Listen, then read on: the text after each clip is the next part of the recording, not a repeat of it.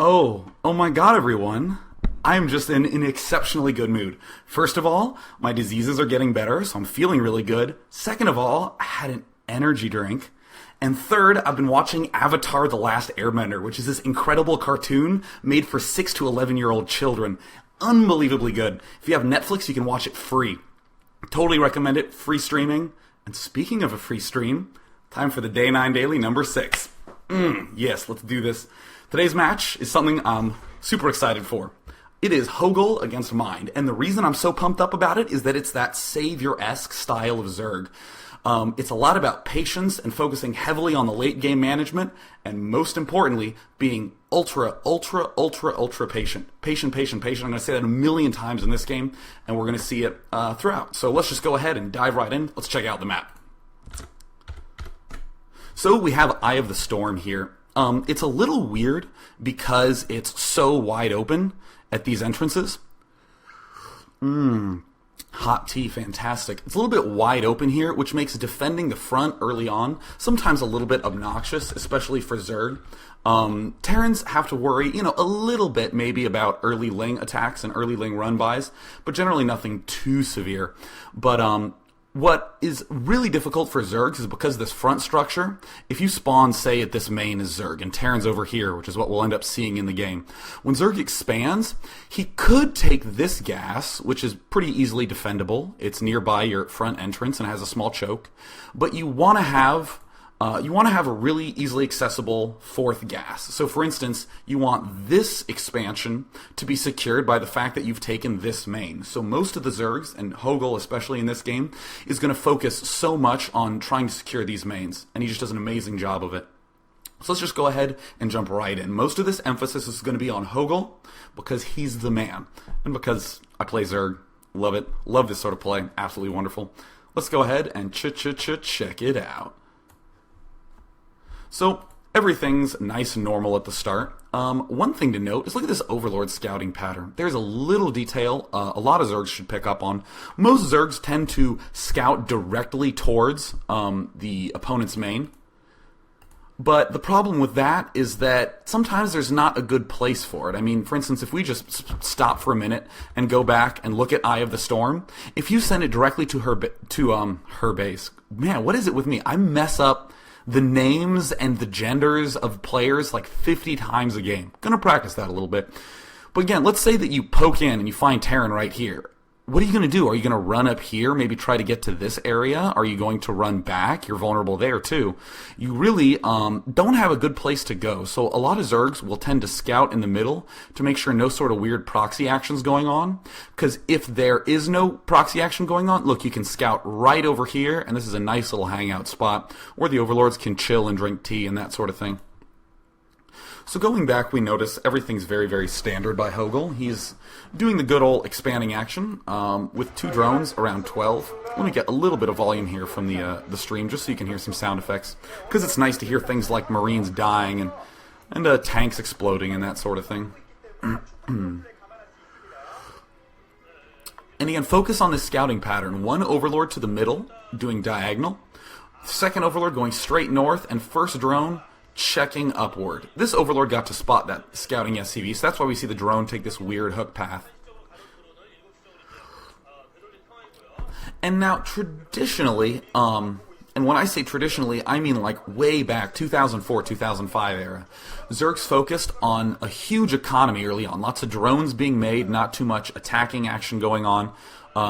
But then players discovered Mutalisk Micro, and they became obsessed with this idea of bashing Terran apart so that the push was really delayed and then Defilers would save them. That's not the way it used to be. And the problem is, and especially what I started noticing in Savior's play, is that he would become out of control aggressive. His games became more and more about killing the Terran with a bunch of Mutalisks and a bunch of Zerglings. And we've seen that trend revert a little bit. Players are a little bit more economic and not so all-in-ish with their Mutaling plays, but it's still so heavily focused on that early attacking.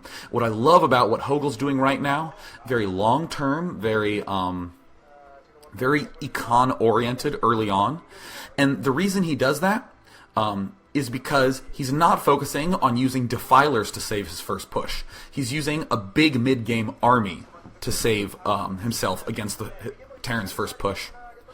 So everything Mind is doing is very standard. This is actually, if you're Terran, this is a good game to focus on, because it's just a nice timing for an early expander.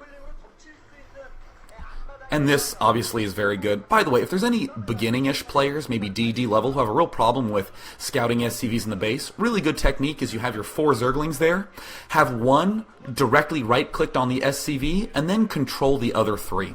Because the one that's following will always be directly behind the SCV, and then the 3 you're microing you can use to get in the way. If you micro all 4, it's sometimes a little difficult to get the Zerglings to do exactly what you want. And unfortunately, this isn't StarCraft 2, so the units don't micro themselves for you, so that's a really good substitute. And the observers also, you noticed right back here, I'll actually back it up a little bit. Look at them, they're making a big box here. Look at this. Uh-oh, look, there's no bunkers here. And this Overlord can spot it. Oh no, big danger for Zerglings. Not the biggest danger in the world. But again, note that Zerg sees he can take opportunity of that because of the positioning of this Overlord. That Overlord that took this weird diagonal path and then cut straight left. Now we're starting to see why it's useful and how much more useful it is as opposed to sending the Overlord directly over. Not a big concern as Terran. Really good by Terran to keep all his Marines rallied right there. If you are feeling in danger as Terran, build a bunker and then just hang out with all the rest of your Marines at your choke. A really good example of that is my first Day 9 daily that's on demand, Flash vs. Hero on Heartbreak Ridge. Flash does a really good job of that. Look at this, one little SCV there, nothing too big, no tremendous overreaction, just really nice positioning. But look at this. Look, this is all the Zerglings that Hogil has. He's going heavily focused on just economy. Look, they don't even have speed. Very non-modern play. Returning really back to the classical sort of play that you see Zerg players do a lot. And I like using the word classical because chess players do it, and it makes me sound very sophisticated. And notice, see, here's the drone going out to expand, but it's not going to expand here. It's going up to the main. Look, more drones. So many more drones. If you're doing this sort of play, you're going to rely on sunken colonies to defend your front as opposed to Zerglings. If you've been having any trouble holding off those early flank attacks with, let me try it again. If you've been having trouble holding off these early attacks with flanks, there you go, that's the right order of those words, then you can just build sunken colonies and go for this econ-heavy play. Totally reasonable thing to do. And again, notice it's really good that he's expanding to the opposite side of the map. And again, notice that this play that Hogil's doing is not emphasizing damaging Terran a ton early on. His early Mutalisks don't need to batter Terran apart, which normally is the case when you're doing this type of play with lots of speed Zerglings. But as a result, these Mutalisks, if they're defending in the middle to try to hold on to this expansion, that's okay. That's really reasonable. Recently, we've seen Flash push out into the middle, and Terran or Zergs who do this super aggro style have a lot of trouble dealing with it because their economy is so weak and they can't deal with this big push. This sort of play does have a big economy and can deal with it quite well, as you all note if you watched the Flash vs. Hogil game that happened after this one. Here come the Mutars, and notice that there's not going to be too much damage that these Mutalisks are going to do. I mean, Hogil has good control. He's going to do what he can, but there's no dire need for these Mutalisks to be some sort of ultra-magical unit that kills off a bazillion FCVs and turrets and makes the Terran have diarrhea. Just not the point of Hogil's play. And look at this, 3 turrets built here. We have all these turrets built here in the main. Terrans, appropriately, are building so much anti-air because they know Zergs need to batter them apart. But this, look at this harass. This harass is just not going to do very much all game long, and still that mid-game push is going to be very, very easy for Hogil to hold off. And look at this, still not many Zerglings for Hogil. He has about 6 to 8. That's a totally decent number to have. You don't want to try to get away with no Zerglings, because the utility of killing off scouting units and that sort of thing is just so much. And look, here's another thing. Look at this. Look how close these food counts are. 68 for Terran, 61 for Zerg. you generally have much farther spreads when the Zerg's being very, very aggressive. And the Zerg is doing the most classical transitioning. He's going for lurkers and then straight for the +1 carapace upgrade. He's not overemphasizing the Queen's Nest. And here's a little interesting rearrangement. Now is the time when Hogil's added on just a few more Zerglings. Now he wants to make sure he can hold off this push a little bit easier, and having some Zerglings there to help with counterattacking is going to be really, really nice. Here's a little stab killing off some Marines. Super, super good. But look at this. Nothing's really happened here. Totally secure ridge from Mind. Mind's normally feeling very comfortable in this position. But Hogil's focus is not on screwing Terran up. It's on getting an economy strong. Zerg focuses on staying alive. And then he lets his late game play take care of it. Now, if you are trying to do this build, the most important thing is to have very solid macro, constant production out of your hatcheries, having really good timing, sending these drones up here. This creep colony I really like. Look how late that Queen's Nest is compared to other games that you'll see. In most other Zerg vs. Terrans, Zergs are getting this so early, sometimes even before that +1 carapace upgrade. And look at this, amazing positioning. I just love this. This is so great. Already burrowing lurkers here, not just for the high ground advantage, but also helping to secure that 4th gas, and apparently Mind's shoulder. So here are the units moving through the middle. Nice, good troop movement, making sure he maintains map control. You know, he's set up here with lurkers, but then Hogil moved forward. You want to have as much ground as you can. Look, here's some lurkers burrowing here, some more units curving around. Hogil's trying to close this space off as much as possible. That's the really big key difference between Hogil's play and between the more traditional aggressive, let me try that, the more modern aggressive Zerg play. Modern Zergs tend to be very aggressive with the Mutalisks, and you see Terran start to push back, and right before Terran gets to Zerg's base, Zerg, suddenly has lurkers. Whew, that was close. I can't believe I did that. I'm such a tool. So, in this case, we actually need to have much more space. We're trying to delay this push and then crush it with a big mid-game army, right? And look at Hogil's timing with this. He sets up this positioning. Look, right as the push is coming out, that's when the Zerg clamp down. And here's something also significant to note that you'll see a lot of times when you're doing this econ-oriented play. You end up having a lot of Mutalisks, some Zerglings, and when you get lurkers, it seems like you have a huge amount of gas. Even if we look over at this counting station, we have 500 gas coming in for the Zerg. That's quite a bit. So what happens is that you have some lurkers, and then you kind of get more lurkers, and more lurkers, and more lurkers, and right as the push is at your front door, only then is when you start to be able to afford a whole bunch of Zerglings. Stuff that you can use that minerals on. And having really good lurker positioning during these attacks is also very critical. Here's a cute little counterattack. Notice how classical this is. This is just the sort of stuff that you saw Savior do against Nada on Tau Cross. These sorts of Zergling Mutalisk counterattacks.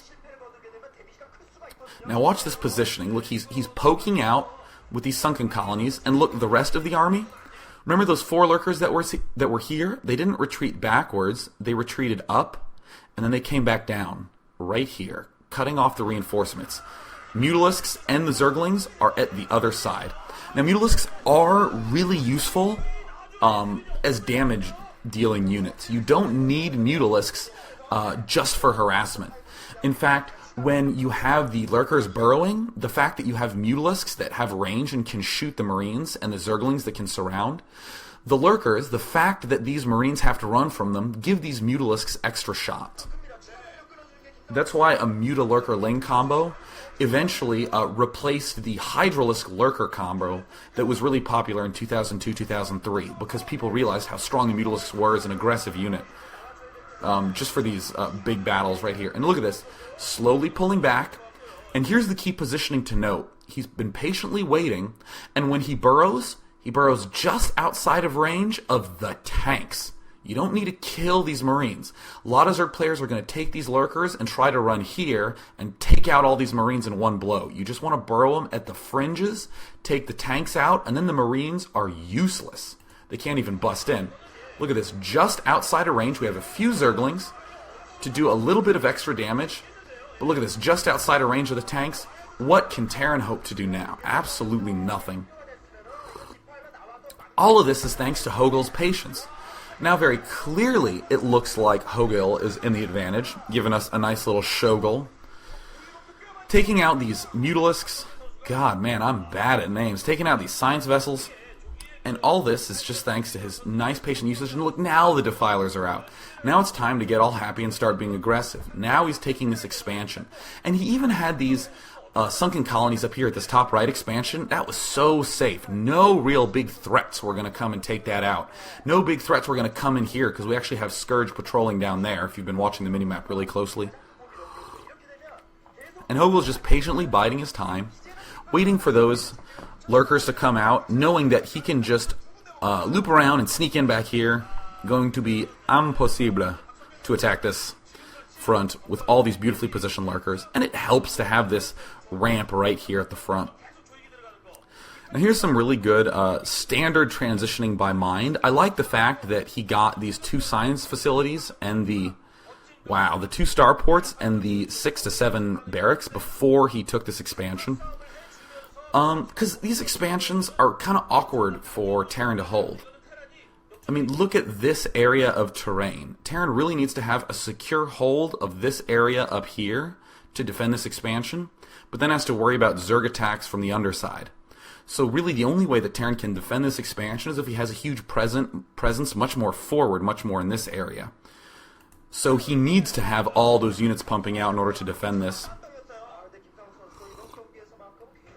If this was a map like Tau Cross, it's a little easier to hold the 3rd.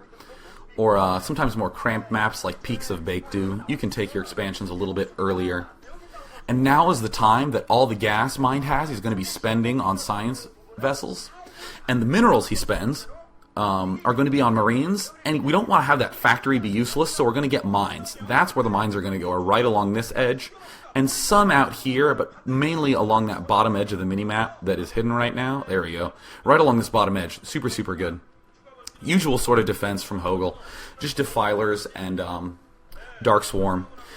And if you're doing this sort of stuff, your mindset should be that you mainly want your forces here defending your expansions, and you want to take small groups, maybe 3-4 lurkers, 12 to 20 Zerglings, and a Defiler, and sneak around a corner. You don't want to take all your forces somewhere, because really, you need a lot more units in one place. That plague was really good, but don't obsess about getting a lot of plagues. The fact that Hogil can do this is because he's really, really good. And what's always a shame is when Zerg's in a super good position, researches plague, and then seems to use it just because he can. A lot of times, it's better just to use the Dark Swarm. If you watch GG play against Iris in the unbelievable Dom OSL Finals Game 5 on Python, almost only Dark Swarm usage for the early, more like for 25 minutes of the game, there were only Dark Swarms. And that is the reason GG Play was able to stay alive. One bad play, you're out of energy and you're going to lose your whole army. Don't overuse that plague. It's only used really effectively when you have a big army that can take it out. But right now, Zerg's being defensive. And I mean, really, Zerg's push to come up here, Zerg's not hoping to, oh yeah, I'm really going to take out Terran's army with this force. I'm really going to push in there. No. Zerg's not doing that at all. He's taking control of this area, because now this expansion's easier to take. Very econ-oriented, very long-term play, tons of patience, really bad focus on the minimap. What is this? What is this guy doing here? Look at this. Dropping, and then the drones are going to take some shots. Oh, whoops, how'd that get there? Because you're not watching the minimap. And look how many lurkers this Zerg has. Just so many lurkers. Not a lot of Zerglings. You'll end up with a decent number anyways, but it's kind of interesting to see the way that ends up working out when you focus a lot on economy. This is good by Zerg to kind of mess with this army, but again, he's establishing a little more control of this area. Gets him that expansion. This sort of stuff, see the dropships moving down here? I'm not so sure I like this. The idea is, oh, I'm going to put a ton of pressure up here. Zerg needs to move all his forces up here, and he'll never expect to drop down here, and even if he does expect it, his units are up here anyways. That's not quite what's happening here. Instead, it's more like, I'm being cornered up here, and a dropship here is going to be really vulnerable either way. So really, having 2 dropships here, maybe I would have liked to spread the dropships out, maybe have a science vessel to defensive matrix those. You need to bolster up those dropships a little bit more, because they're a little bit in more dangerous waters when Zerg is really secure on all his fronts. A great example of a Terran pounding a Zerg apart would be Hogil vs. Flash, a game that happened about an hour after this one. That was an example of the Terran really forcing his way into the Zerg's base and just picking him apart. That was just a wonderful game. And see, notice these little attacks by Zerg. Zerg, so far, has not done any big push here. He has not done any big push here. We only see Zerglings running up here to take out this expansion. We see some stuff will eventually be moving down here. We see some pushes up here to gain control of this side, but really Zerg has not crossed this center line of the map with any sizable force at all. He's only going to do that later. Because again, he's so patient. Uh-oh. Whoops. Again, it's a little bit of a misstep of Zerg. I mean, it's not so bad because Hogil is so well positioned, and the rest of his setup is just so strong. But I mean, don't mess that up. I mean, this is the sort of thing that will cause you to lose maybe 5 or 10 extra % of your games just by not watching for those little corners. Because, I mean, you gotta expect that when you're starting to expand across your entire side. Look at this. Great little counterattack. Huge dent in Terran's plans, in Terran's economy. Not much Terran could have done about it, because Terran really needs to be aggressive by bouncing back and forth between these 2 places. Nothing really very out of control by Zerg. And see, look, here's another little slide around attack. Might be a Defiler up here, might not. What's more important is good positioning. Good positioning. Watch this attack. This is really good. I like focusing on these sorts of controls. He's going to burrow just upside the ramp. He's not focusing on running up here. The Zerglings can do that. By burrowing here, the SCVs also can't run away. This expansion's pretty much dead. All you need to make sure is that you can continue deading it. You don't want Marines coming up. Look at this. Nice tight pack. These Zerglings, he's going to attack here and bounce up and down here, screwing up the firing of these Marines. See, bouncing there, he's going to pull back a little bit. He's going to pull back. He's going to pull back. He should have pulled back. That's very bad. Poor Hogil. Don't do that. Just, all that would have been so much more awesome because I would have been more right. And here comes Zerg again, trying to connect here in the middle because now he's expanding here. These lurkers are not moving. He wants to take out more units, prevent any sort of aggression prevent his aggression in the middle of the map. He's getting to push forward, and he wants to force some units back. And look, no more mining for Mind. These mines, I feel, are late. There should have been mines down here a little earlier, maybe mines up here. Always along these edges is a good place to have mines as Terran, because if you have mines along here and some mines up here across this fat ramp and coming down from the fat ramp to this left base, if you have mines there, really you can just have Medic Marine patrolling this much smaller area, as opposed to having to maneuver all the way up here and all the way up there. And it's not a big detriment to your economy either, because you're spending all your gas on science vessels, and you're spending your remaining money on Medic Marine and only a little bit extra on those handy-dandy vultures. See, Hogil is only finally being aggressive once he has the Ultralisks, and they don't even have speed yet. But they do have the 3 armor upgrade and the 1 attack upgrade. This is going to fail super hard. Really just kind of depressing for Mind. But, I mean, if you rewatch that game really fast, which is what we're going to do right now, if you rewatch it, there was just not that much hyper aggression by Zerg. He didn't do any of this 2 2 hatchery Mutalisk straight into Lurkers, and like right in the Terran's face, and then suddenly as Defilers continuing to pound the Terran apart. Because what really sucks is that even though that sort of stuff is fun to do, if you screw up just a little bit with your control in a few circumstances, maybe mismicroing a Mutalisk and losing it and not doing the unbelievable harass that you desperately need to do, you lose. And that sucks. But if we watch this game, look, okay, let's zoom in on the minimap. If we zoom in on the minimap and we watch the center line of the map, watch this. So Zerg is really not going to have any units move across this vertical center line of the map.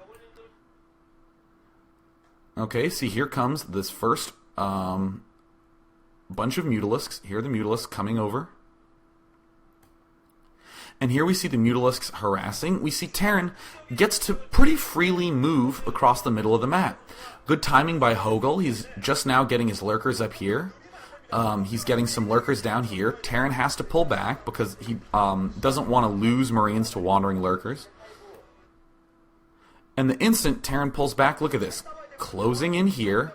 This is really the only time that Zerg moves across the center line because he needs to hold off this mid-game push. That one right there. Underneath the beautiful yellow circle provided by the Procaster software. So, we see here... Watch this movement. Watch this. We see a little bit of counterattacking going on. We see these Lurkers moving up. You see them cut up. You see them cut way up north. There they are cutting up north. Here they are coming back down. And look at this surround. Very patiently waiting on this half. The other units over here. Here it is. There's the crunch. We just saw the crunch on the expansion. Great. Now, I'm going to drag across this reasonably quickly. And now focus here. Zerg's on his way to Hive, nothing crossing this line. Almost nothing. You're going to see a few Zerglings blitz up here to take out this expansion, and then down here to take out this third base by Mind, but really nothing else. See, look, nothing's crossing. Nothing crossing. Nothing crossing. We see some things moving between the bases, but in terms of crossing, we see nothing. Great. We see Hogil now starting to get a little bit forward, still not crossing the line. Mind trying to be all fancy. Ooh, yeah, I'm going to move my Marines around the middle. Oh, you're so scared. Nope, he's not crossing. He's just going to be really patient with you. And look at this. Still not going across that middle line. Still not. Now we see some Zerglings moving across to take out this expansion. And then suddenly, the first time Hogil moves across the middle of the map, it's game. And we immediately see the GG. And that's the end of that. Really, really cool to see that sort of play being put into such great use, because it's been a while since we've seen that sort of style. And again, all of this is thanks to patience. Really, the skill that you'd need to focus on if you're trying to do this is flanking that mid-game army, moving around it with some Lurkers, Mutalisks and Zerglings, and then again, as I was saying in the cast, you have an abundance of Lurkers, and eventually some Lings, and you have the abundance of Lurkers preventing the push from the front. You have all your Mutalisks, Zerglings, and a handful of Lurkers from behind, and then you crunch just outside of range of the tanks. That's the key part.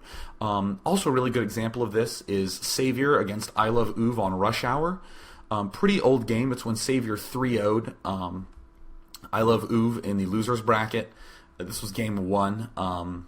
Really incredible play by Savior. Savior ended up...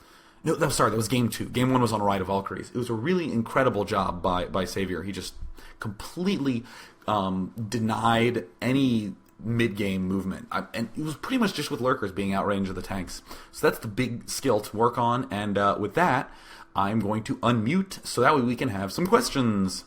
Welcome, everyone. You are free to type in the channel. So... I'd be happy to take any questions. If you would be so kind as to post them in yellow, I'll be able to see them much better. And everyone's asking, first of all, what I'm drinking is just some delicious green tea.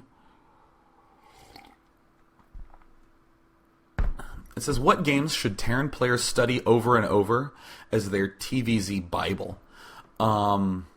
It depends on what style you want to play. That is a good question, if I could think of some base games. Because, I mean, the one that my brain immediately wants to jump to is Flash's recent style of play, which is to get to early expand and then to have 3 or 4 barracks early on and be very aggressive with them. When you see 2 hatched Mutalisk harass coming out, you don't get in a defensive position, you move right out into the middle so those Mutalisks can't harass your main. And then instead of transitioning into Science Vessels first, he gets a dropship, because he has so much terrain advantage, because he's so aggressive in the mid game. Those are some really fun games to watch. So those are the ones that first immediately come to mind. Hopefully I'll have a better answer for that later, but personally, I think the best way to develop a Terran vs. Zerg Bible is to pick a player and watch 20 or 30 of his games straight, like all the games that were played in one time, whether he won or lost. You'll start seeing really, really consistent patterns. That's actually the way that I tend to work on a matchup. I pick a player who I like their style, not a player who I think is good, but a player who I like, and then I watch a whole bunch of their games, emulate it, and then really will start clicking. So great. Someone said, can you do Flash versus Hogil so we can see what Flash does that Mind fails? I will be doing a review of that game soon, because that is an incredible example of these two styles clashing. We have the unbelievable patience of Hogil, the really classical style of play that he brought to a new plateau go. I love those. I'm going to have hundreds of them. I just had so many of those in the cast. I don't know why I didn't do it. Faux Hogil, man. But it was so great to see all that patience pushed up against Flash's relentless aggression. Flash was so unbelievably aggressive. He pounded Hogil apart. That's a good example of how to deal with someone who's doing that patience really, really, really, really well. And even then, it was a very close game. So I definitely want to do that soon. So, let's see here. Someone said, wouldn't going Valkyrie have crushed the Zerg? Now, there's a really interesting question. So, when we started to first see that Valkyrie-oriented play by Fantasy, especially on Heartbreak Ridge, it really screwed up a whole lot of two-hatch type plays. And as I started to see it, I thought the following would happen. I thought that when players began going Valkyrie, Zergs would respond by just getting a handful of Scourge, focusing much more on building an economy, because how's the Terran going to be aggressive with like a Valkyrie against a bunch of Scourge? And by focusing so much on the economy, Zerg would get a big advantage, and then they would have a much bigger army around the Terran push-out time. And even though Terran's going to have a few extra tanks with that Valkyrie build, it would be no problem with that huge extra economy. We haven't seen that, though. What instead Zergs have been favoring is jumping right into the Terran's face, trying to kill Terran as well as possible, and if that doesn't work, go straight for Hive. So, good examples of that are Quanro did this several times on that really awful map that I can't remember. What was the map that had Flash against Shuttle do this incredibly intense game? You started out with this inverted ramp, and there was the backdoor mineral expansion, and then it looped around. Holy Whirl, how could I forget the one that has the good old Nexus in the middle, just to make, Zerg vs. Protoss imbalanced. Yeah, that was some really good examples of how to do the aggressive play against Valkyries, but the whole reason I did that tangent about aggressive players and their counter to Valkyrie is to say that the way that Hogil would probably deal with Valkyrie is by doing exactly what I was predicting would happen but didn't.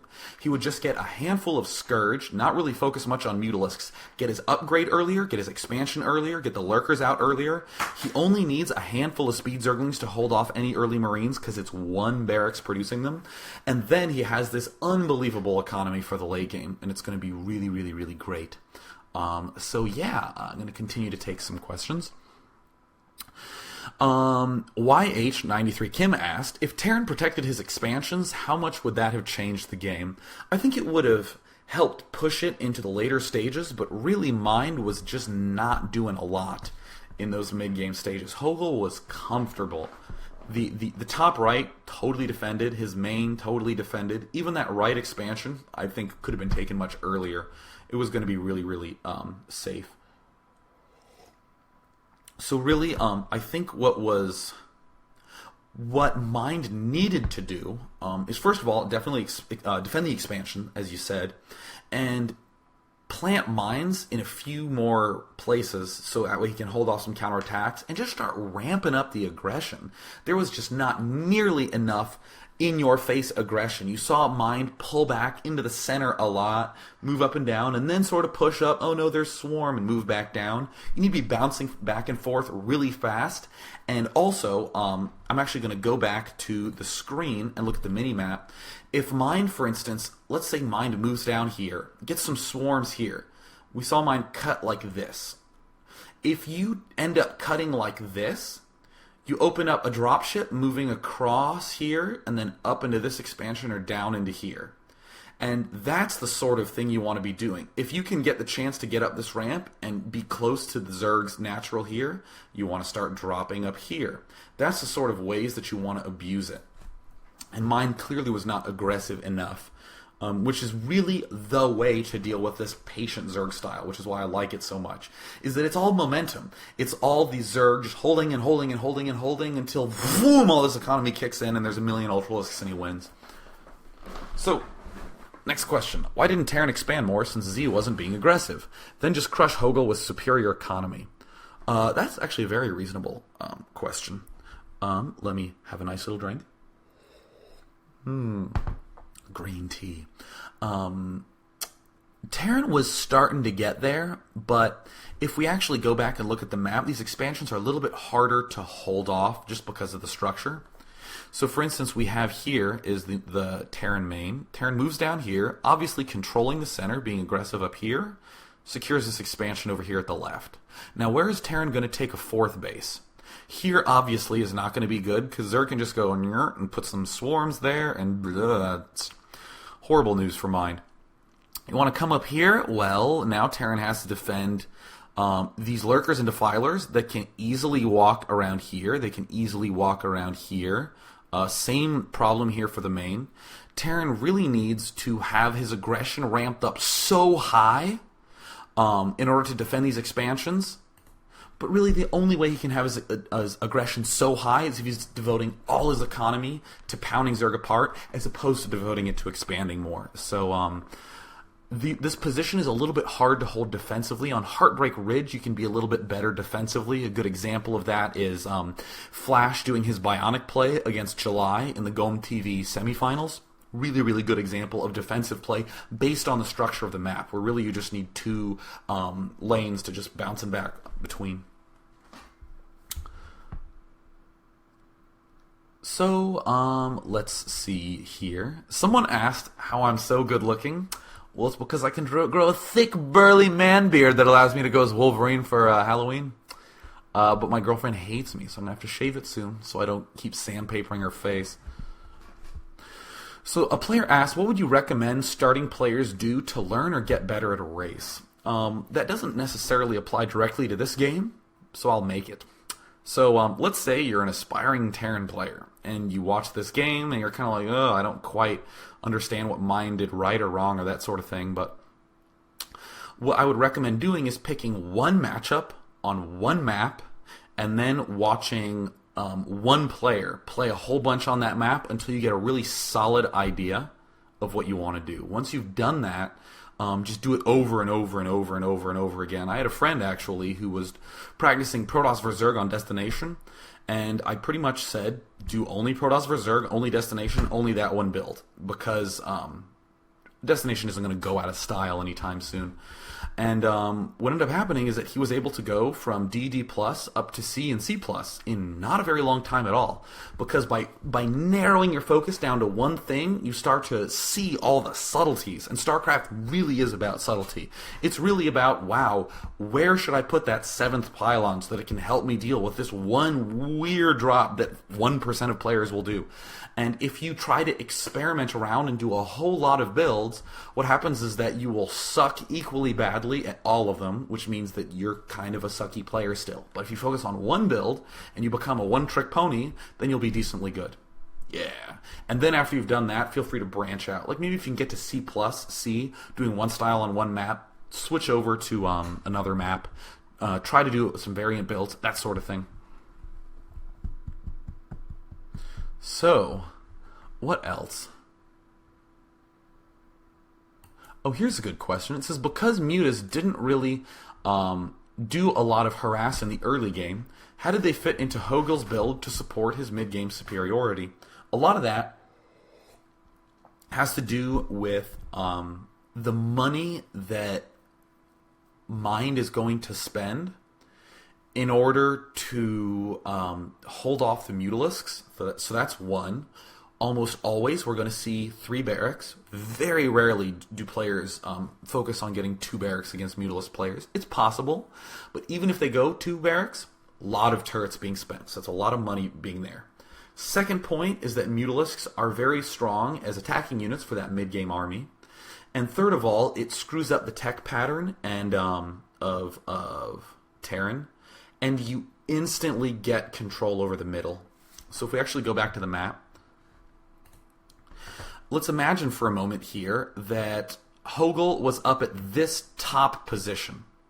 Or better yet, let's imagine Hogil at this top left position and Mind still here.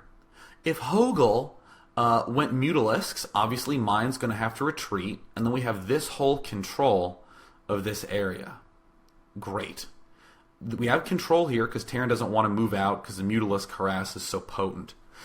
The question was why Mutalisks are so important, and this is obviously saying as opposed to Lurkers.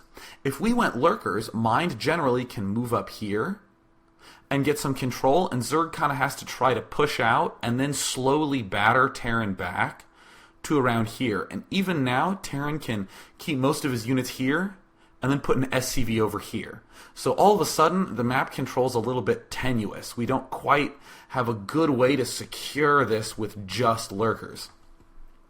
If it was a map like Gaia, where the center is actually quite narrow and you can push back and you can secure that with Lurkers, now great, now we do have mid-game control.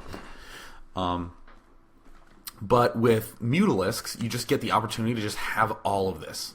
So that is a lot of the reason why we're going Mutalisks. Also, Mutalisks are fairly versatile.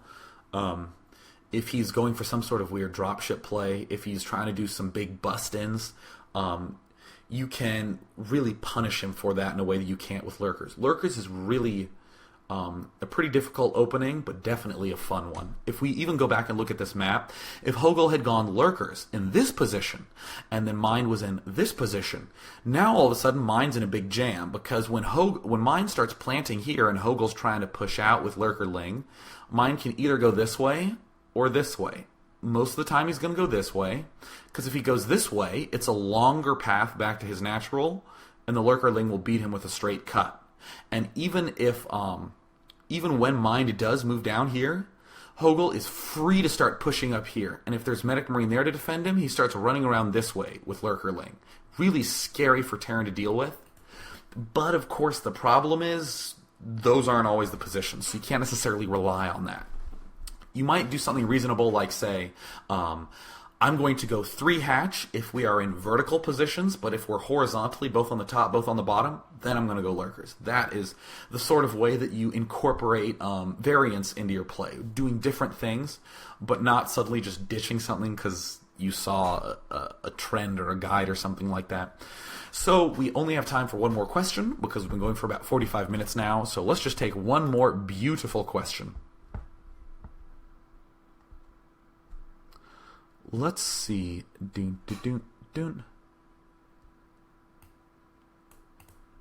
Oh, I love this question by Randy. I really like this question. It was, do you think Mind would have had more success with more vessels instead of the dropships that seemed ineffective versus the passive defensive Zerg play?